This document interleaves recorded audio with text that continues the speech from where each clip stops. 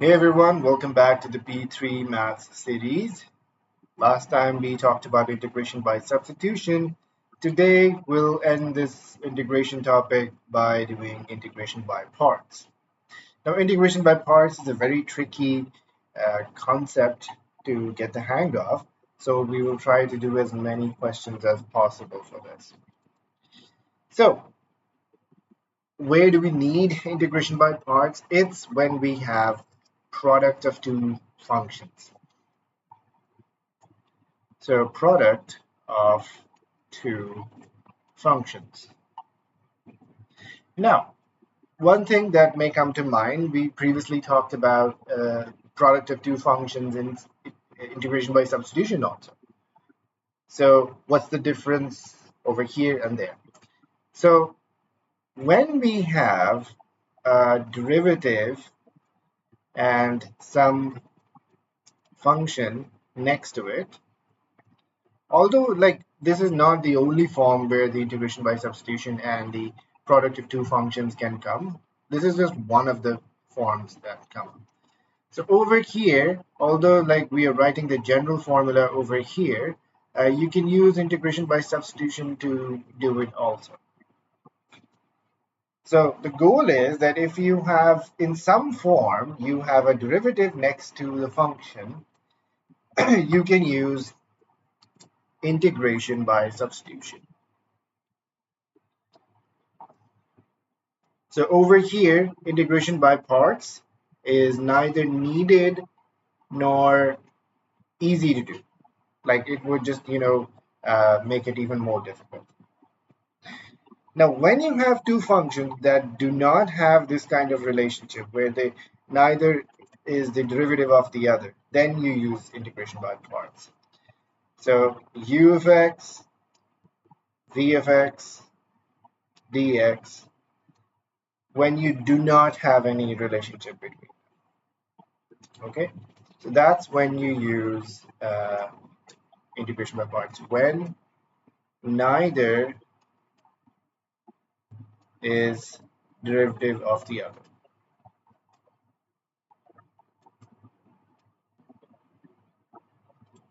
Then we use integration by parts.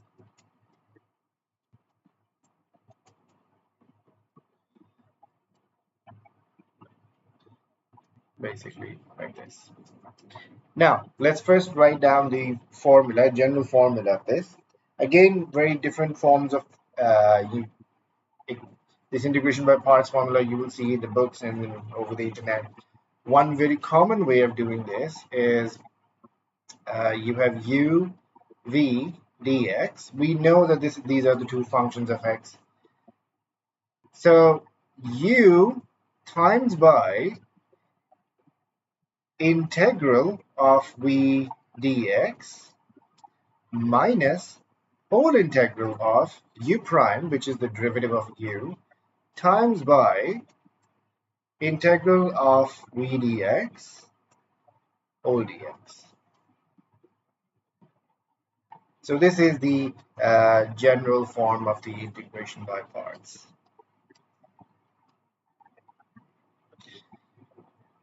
So that means you need to decide what is your u, because you have u over here, you have u prime over here, but v is coming in integral form. So you need to decide about which one is u, which one is v.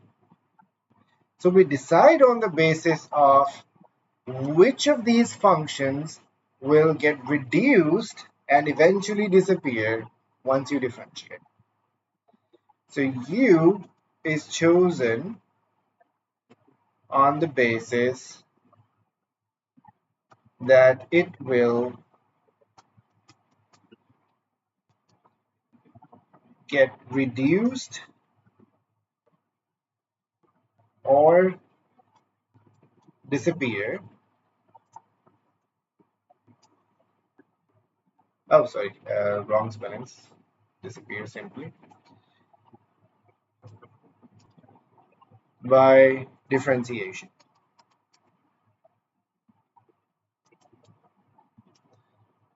So there are different preferences, sequences, and different like the order of sequences or order of functions that we prefer. One form is ILATE,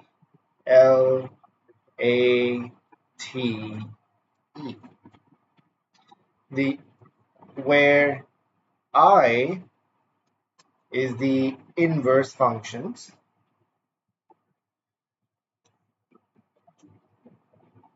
like the arctan, sine inverse, cos inverse, tan inverse, logarithms, ln,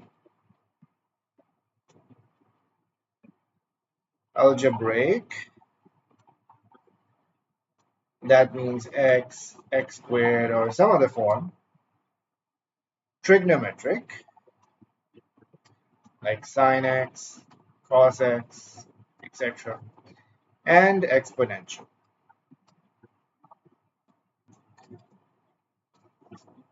Why are they at the end? Because neither of them actually get reduced or disappear if you try to take the derivative. Even if you swap out the exponential and trigonometric, it won't make that much of a difference. Now, another form of this is LIATE, LIATE, which is almost the same thing, like logs, inverse, algebraic, trig, exponential. Both of these are fine, whichever way you want to prefer. Now, let's take a few examples over here before we jump to past paper questions. So, example 1.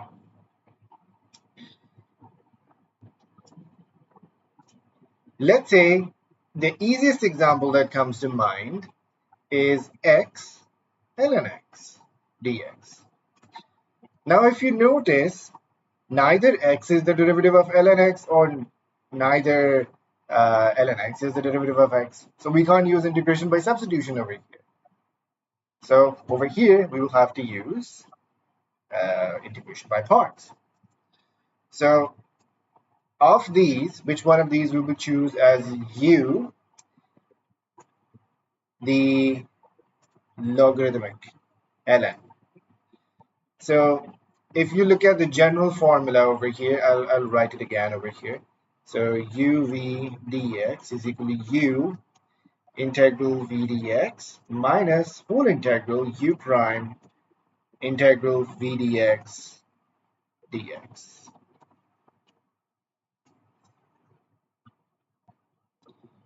So what we need is u, is our ln x. We need u prime, which is 1 over x. We have v, which is x, integral v dx. That would be x squared over 2.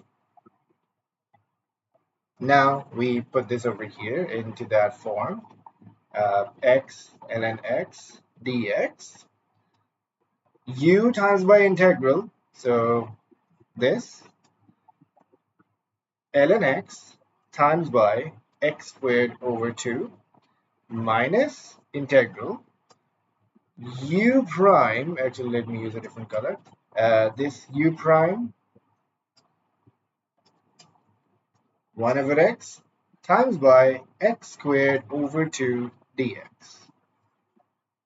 Now this just simply becomes 1 over 2 ln x times by x squared, or you could also write it as x squared ln x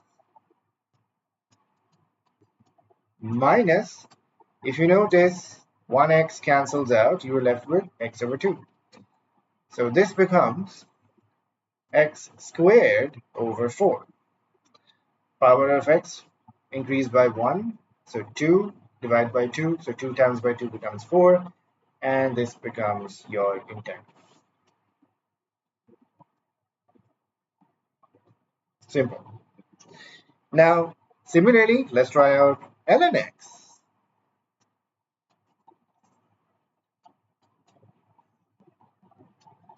Example 2, ln x. ln x is also dealt with the same way. However, question then comes up, what is u? So how do we make this a product of two functions? We multiply this by 1. So 1 over here is basically x raised to power 0. So basically this is the algebraic part over here. And ln x is logarithmic, so we will choose logarithmic because it will get reduced. And when you take the derivative of 1 and decide to take the integral of ln x, obviously that's what we're trying to do. So u is ln x, u prime, 1 over x. V is 1, so integral of v is just simply x. So we put this into that form, ln x dx, u integral v dx, that is x times by ln x, minus integral u prime times by v dx dx. Now x and x gets cancelled. It's just 1 dx now, so integral of 1 is just x. So x ln x minus x plus. So this was like an easy example over here. Let's go with trigonometric.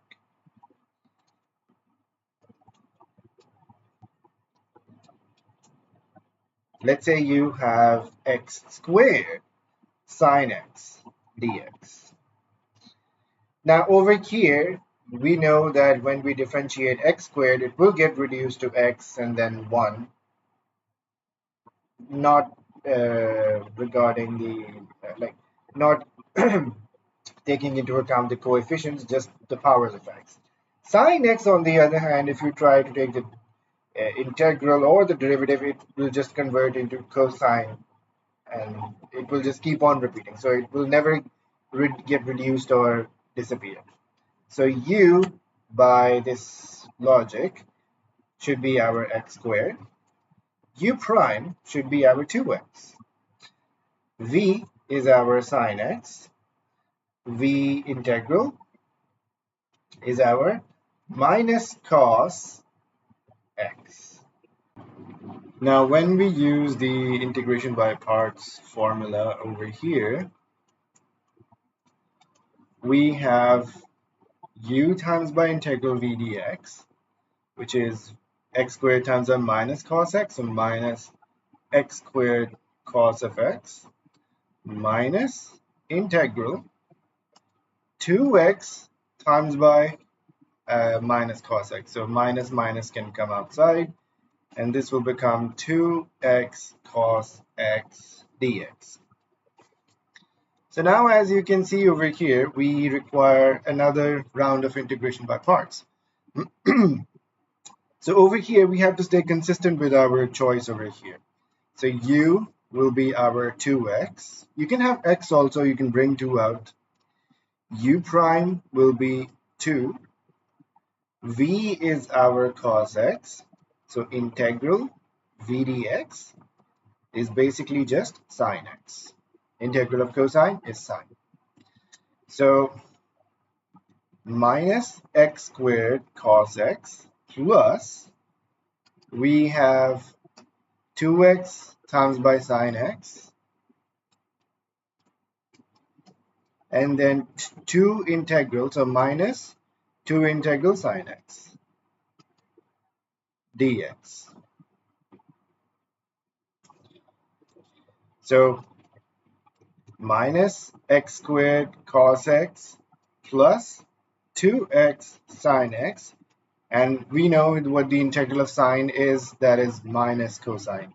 So minus minus will become plus 2 cos x plus c.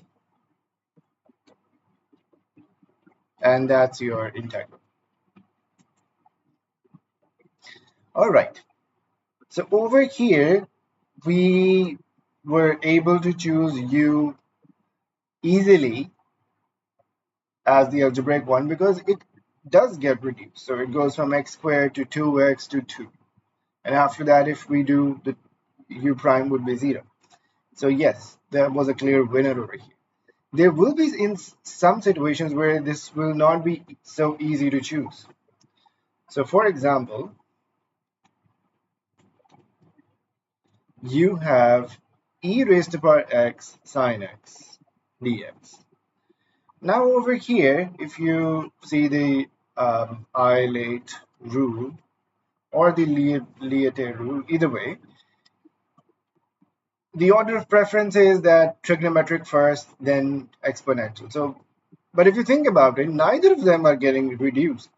So if you take the derivative of sine x, it will convert into cosine, then sine, then sine, then cosine, then sine. It will keep on going. Same case happens with e raised to power x. So derivative and integrals will remain the same. So all you have to do over here is pick one for you and stay consistent with that choice. That means when we have to do the integration by parts again, just like we did in the previous question, you will have to pick similar choice for u. So let's pick, according to this, let's pick u as sine x. So u prime would be cosine x. So v is e raised to power x. Integral v dx would be e raised to power x still. So what we will do over here, we will call this is I. So I will be equal to u times by e raised to power x. So e raised to power x sine x. Then u prime times by e raised to power x. So minus e raised to power x cos x dx. Now, as you can see over here, we will require another round of integration by parts. So over here, we will have to stick with our choice. If we picked trigonometric one as u, we will have to do the same thing over here. So u is our cos x. U prime will be minus sine of x. V remains e raised to power x, and integral v dx will remain e raised to power x as before. So this e raised to power x sine x remains safe. We will put this in brackets just to make it easy. And u times by integral v dx, so e raised to power x cos x. And minus integral minus sine x and ex. So minus minus can come outside. So this can become e raised to power x sine x dx. Now we can remove the brackets over here since we know what's going to happen. So this will become minus, and once minus multiplies with this will become negative also. Now, the most interesting part over here. Integral of e raised to power sine x is exactly what we started out with. So this is I. So this I is equal to e raised to power x sine x minus e raised to power x cos x minus I. So this I can go on the other side, become 2i equals to e raised to power x sine x minus e raised to power x cos x. And finally, I 1 over 2 will be divided. 1 over 2 e raised to power x sine x minus 1 over 2 e raised to power x cos x and plus c finally. So that's your final answer. And this is how we handle this type of situations. All right, now let's try to do some past paper questions for integration by parts. Okay, so let's see this. Find the exact value of integral of x times by secant squared x from 0 to half pi, 3/4 pi. Now, again, if you sometimes forget the order of preference over here, you just need to see which of these will get reduced. X is the one that will get reduced. Secant squared x will turn into some form of trigonometric expression. So we don't have to worry about it. So what we do, we choose u as x. U prime will be just simply 1. V is our secant squared x. So integral v dx would be just tan x.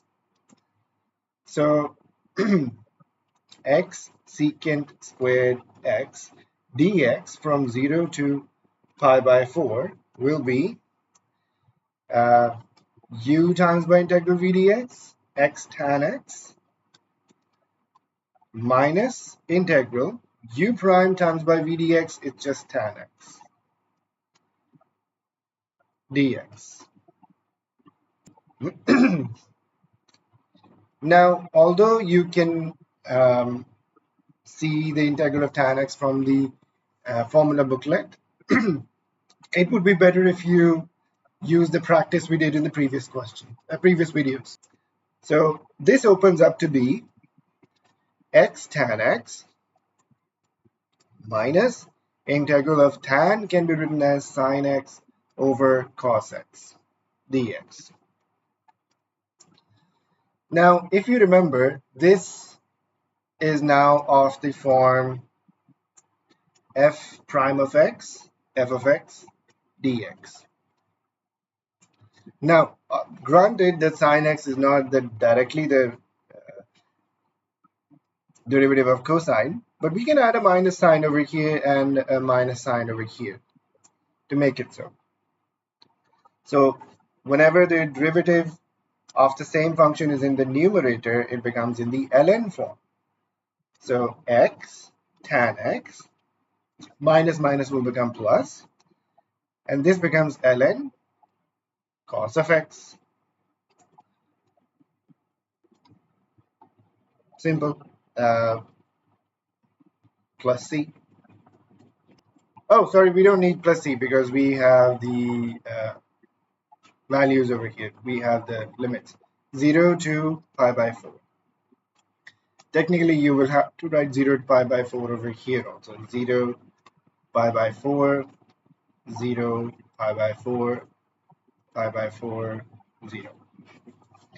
So let's plug in the limits over here. So pi by 4 first. So pi by 4 times by tan pi by 4 plus ln cos of pi by 4 minus 0 times by tan of 0 is 0 plus ln cos of 0.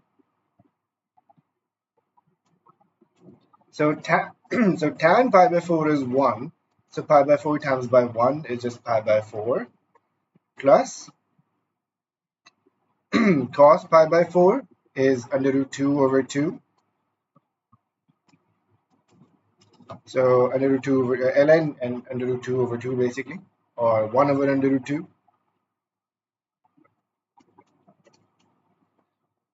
Minus ln cos of 0. Cos of 0 is 1, so ln of 1 is 0. So 0 basically. So this would be the final answer. Now, this is not the only way to write the final answer because under root 2 over 2 is only 1 over under root 2. So ln of 1 over under root 2 can also be written as ln 1 minus ln of root 2. Root 2, remember, it's just 1 over 2 power.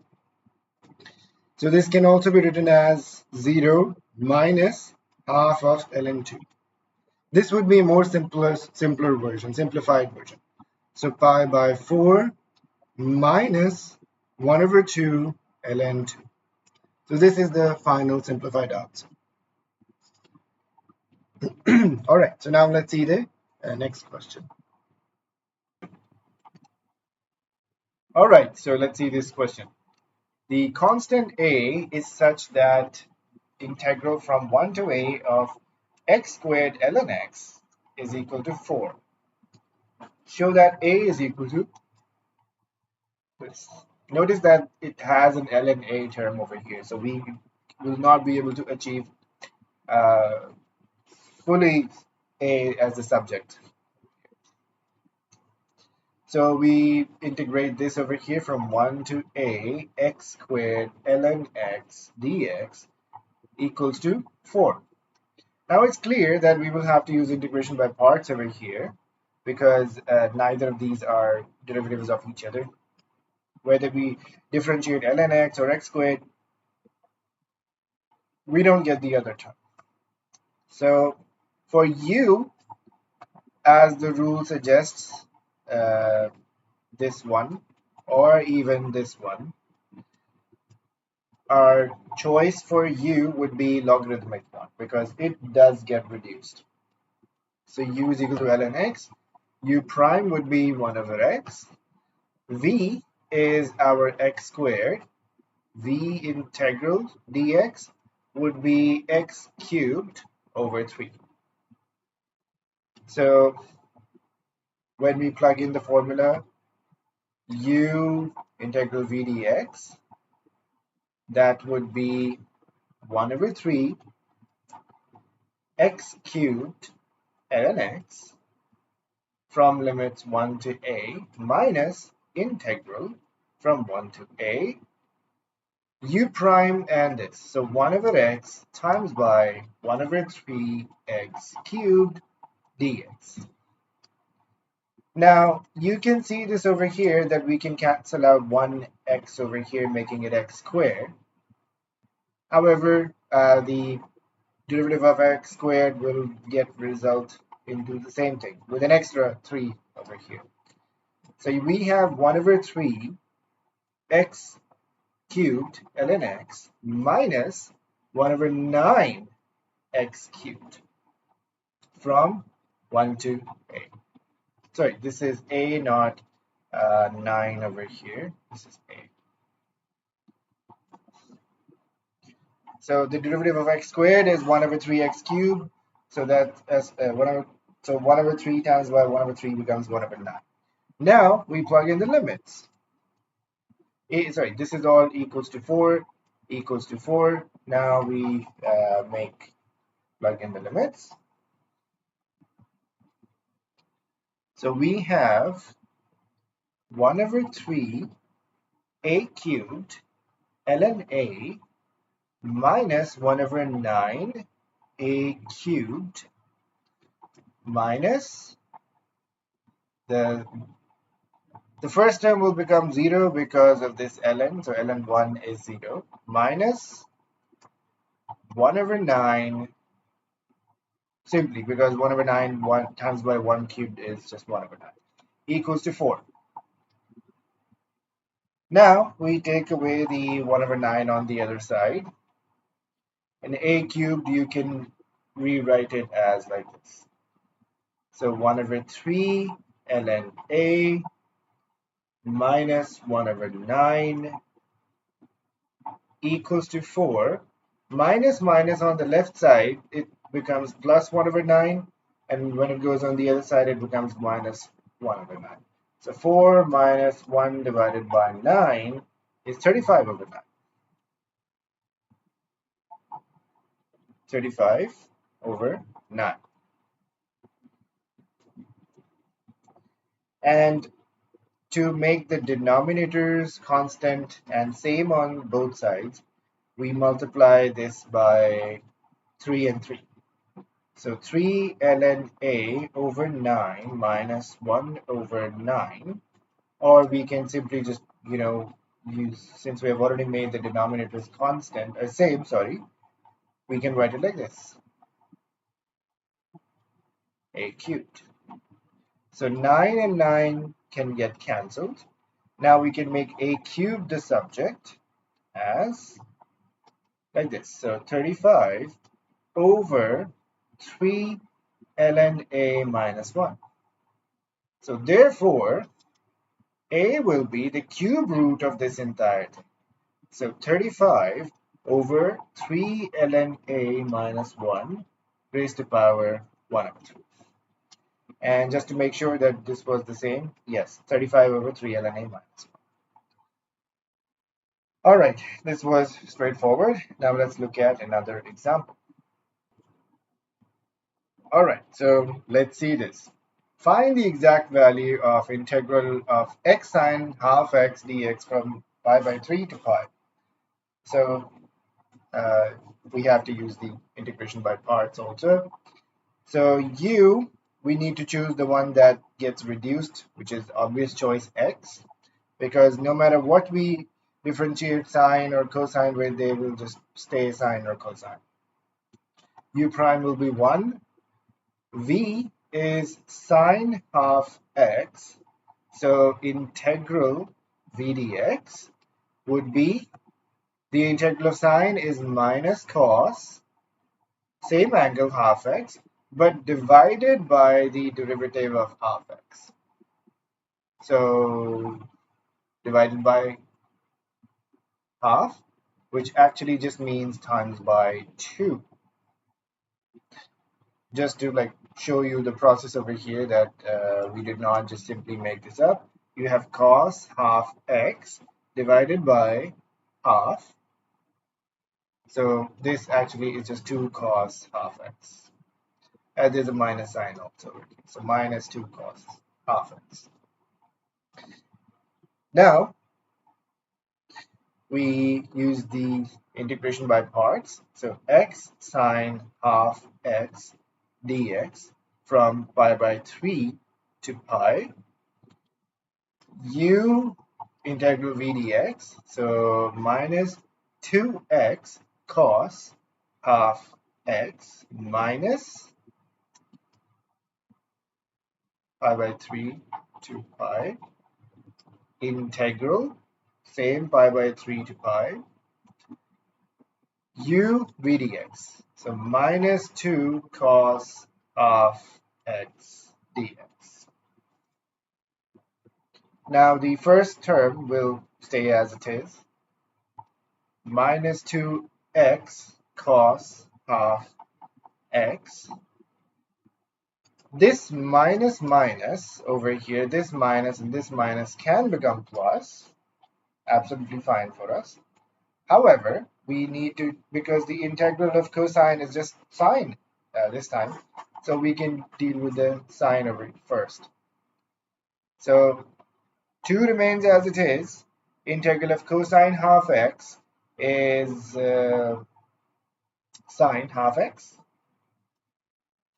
And same case with over here, we need to divide by 2, which basically means times by 2 one more. And the limits from pi by 3 to pi. So we now plug in the limits. So minus 2 pi cos pi by 2 plus 4 sine pi by 2 minus 2 pi by 3 cos pi by 3 divided by 2 is pi by 6 plus 4 sine, again pi by 6. So now we know some common values. These values should be on your fingertips, otherwise you can use calculator. So cos pi by 2 is 0, sine pi by 2 is 1, cos pi by 6, which is cos of 30, is under 3 by 2, and sine pi by 6, which is sine of 30, is just 1 over 2. So minus 2 pi times by 0 plus 4 times by 1 minus minus 2 pi by 3 times by cos pi by 6 under root 3 by 2 plus 4 times by 1 over 2. So this becomes 0 plus 4 minus, this would just be under root 3 by 3 pi plus 2. So 4 minus 2 is just 2 minus under root 3 over 3 pi. Sorry, I made a mistake over here. This was minus minus plus. This was a minus over here, so this becomes plus root 3 over 3. Now it's the final answer. All right, let's look at the next question. All right, so let's see this interesting question. So the diagram shows y is equal to ln x over x raised to power minus x raised to power 4, and its maximum point m. The first part was actually finding the coordinates of m, but we don't need that for integration by parts, so we're only going to do the b part. By using integration by parts, show that for all a greater than 1, the integral of this function from 1 to a is going to be less than 1 over 9. So that's what we are going to show over here. So basically what it's saying is that what's the relevance of 1? So when you do ln x over x raised to power 4 equal to 0, ln x equals to 0 and then x becomes equals to 1. So basically this point.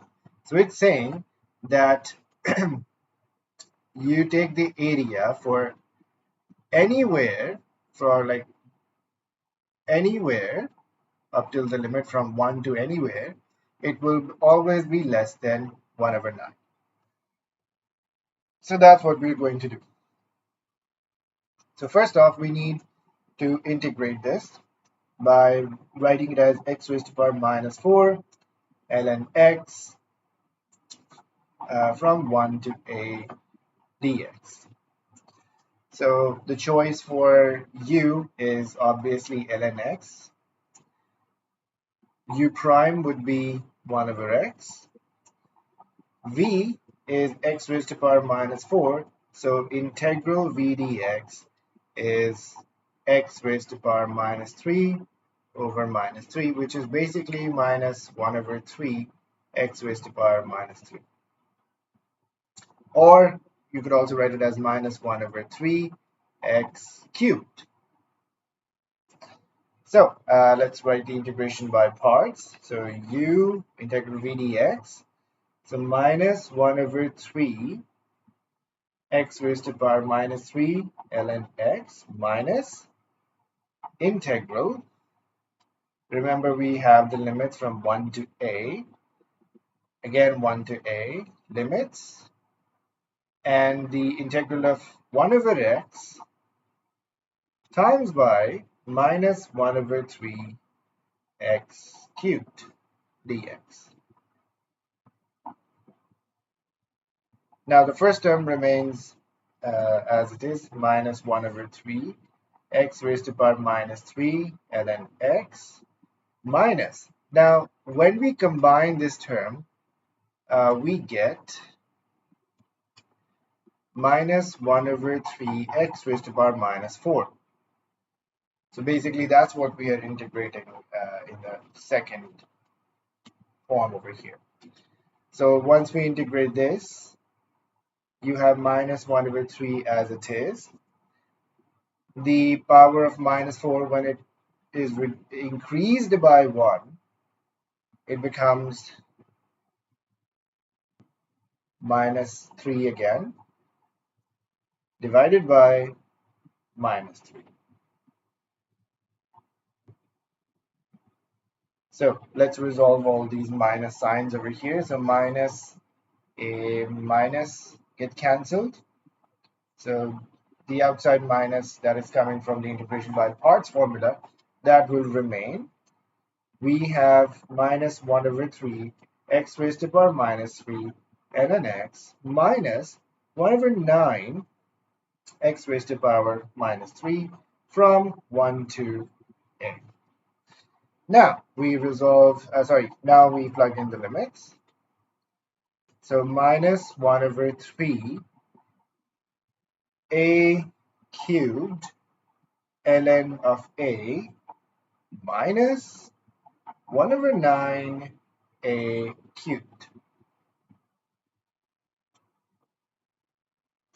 Limits.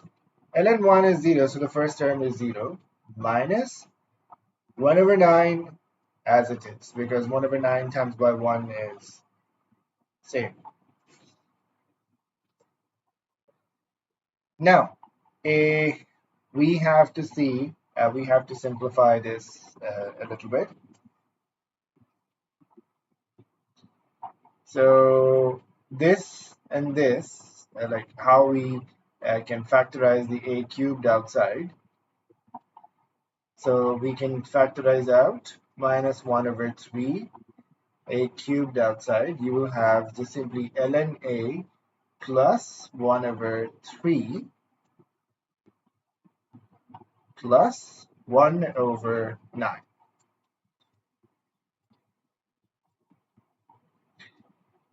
Now, if you examine this expression, it's always 1 over 9 minus 1 over 3a cubed ln a plus 1 over 3.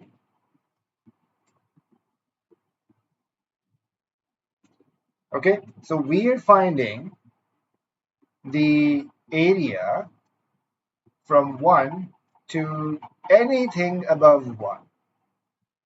Anything above 1. Not 1 itself, because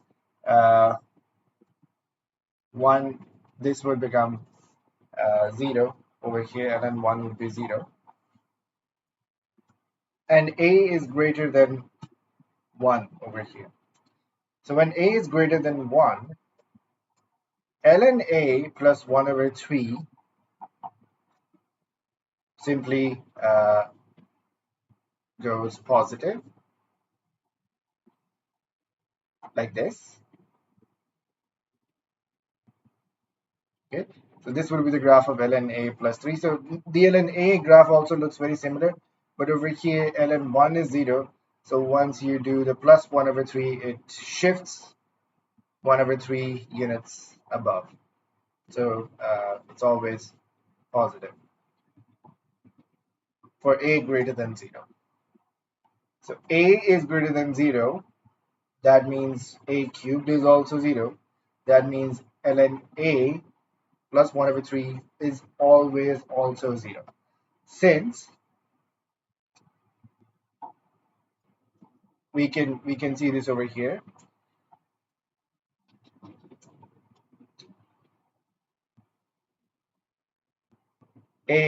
If a is greater than 0, then a cubed. Sorry, if a is greater than 1, a cubed is greater than 1 also. However, 1 over a cubed will be less than 1. Okay, so when we take the reciprocal of some quantity, it turns back. The sign of the inequality changes. You times this by 3, this becomes 1 over 3 as it is.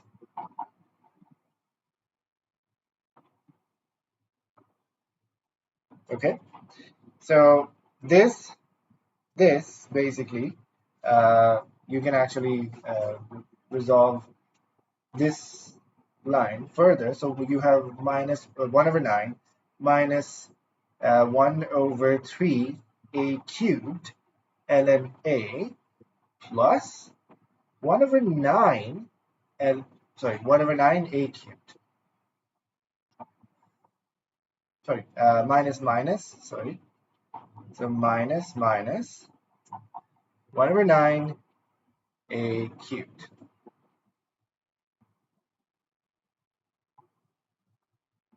Okay, so you can see this over here. So even 1 over 9 a cubed over here would be less than 1 over 9. Okay, so basically 1 over 9 is the maximum value. Now, if, for example, if we choose a less than between 0 and 1, for example, we looked at this possibility over here. Let's look at this possibility also. So if it's in between this, then what will happen with 1 over a? So in that case, like you can imagine over here, the reciprocal function going from 0 to, for example, 1 over here. So it goes from everything greater than 1. So 1 over a would be greater than 1.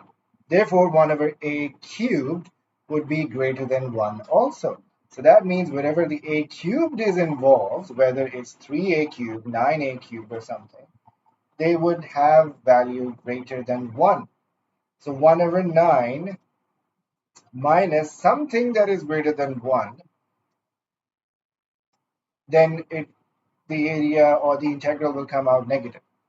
So obviously that's not what we're looking for. So even in the question statement, we had to deal with a greater than 1. So that's all you have to show. That for a greater than 1, this thing will stay constrained. Okay, so you could find out some value over here. So this would be the justification. So from over here, basically, or you can use this one. So therefore, uh, this from 1 to a of what was the function? ln x over x4. Sorry, ln x over x4 dx 1 over 9 for all a greater than 1. That's all you have to show. All right, so let's see one more example. All right, so let's see this question. This is an interesting one. Using integration by parts, find the value, exact value of integral of tan inverse half x dx. Now we have talked about the derivative of tan inverse of x. We have done the integration of the reverse of that process, but it's now, as you can see, this looks very complex. However, it is absolutely not. It's very easy. All you have to do is to treat it just like we did with the ln x. So let me show you where this was. Just like this. So with the 1 multiplied with it. So that's how we're actually going to do. So let's go back to this question. So we are going to treat it like 1 multiplied by, or 1 multiplied by tan inverse of half x dx from 0 to 2. So what we do over here, u is going, as you can see over here, this time, if we take the integral, since we do not want to take the integral of tan inverse, because that's exactly what we're trying to find out, but we do know that if we take the derivative of tan inverse, we can get it reduced.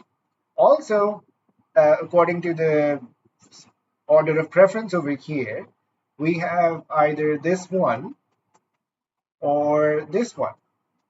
So the inverse function will take precedence. Okay, so u is tan inverse of half x. So remember, recall from the differentiation topic and from the integration topic also, like the first video of that.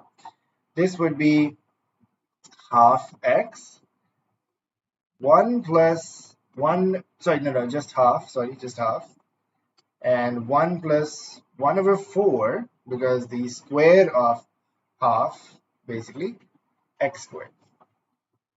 So this could be written as you can see over here, we can multiply by 4 over here and multiply by 4 over here. So 4 divided by 2 is just 2, and sorry, times by 4. So this becomes 4 plus x squared.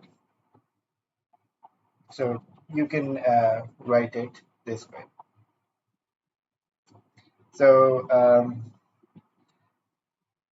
therefore v would be 1, integral v dx would be x. So when we plug in the integration by parts, we have u times by v dx. So x tan inverse of half x minus integral u prime over u prime times by x. So u prime is actually this, and you're multiplying this. So this becomes 2x 4 plus x squared dx. Now, as you can see over here, it's very easy. The derivative of x squared plus 4 is on the numerator. So if you remember the integration by substitution video that we did, this is the form of, this will integrate to the ln function. So we have x tan inverse of half x minus ln 4 plus x squared 0 to 2. Now we plug in the limits. X, 2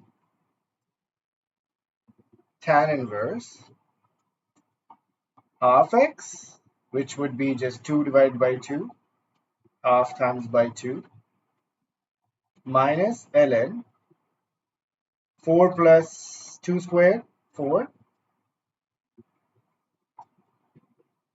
The first term will become 0, 0 times by that, minus ln 4. Now we simplify. This is just 1, so tan inverse of 1 is just pi by 4. 2 pi by 4 minus ln 8 plus ln 4. Further simplify, 2 pi by 4 is just pi by 2. And 4, basically ln 4 minus ln 8 can be written as ln 4 over 8, which is ln 1 over 2. And further, this could be written as minus ln 2. So minus ln 2. This would be the exact value. All right. So this seems like some adequate practice over here. If you have any questions that you would like me to solve or explain, just write it in the comments or reach out anyway. You can connect to us either way. The links are will be in the caption. And if you like this video, if you think it helped you, please like, comment, share. We'd love to talk to you about any improvements I could make or anything that I missed out. All right, so next time we'll tackle the next topic, which is the differential equations. All right, so take care. Bye-bye.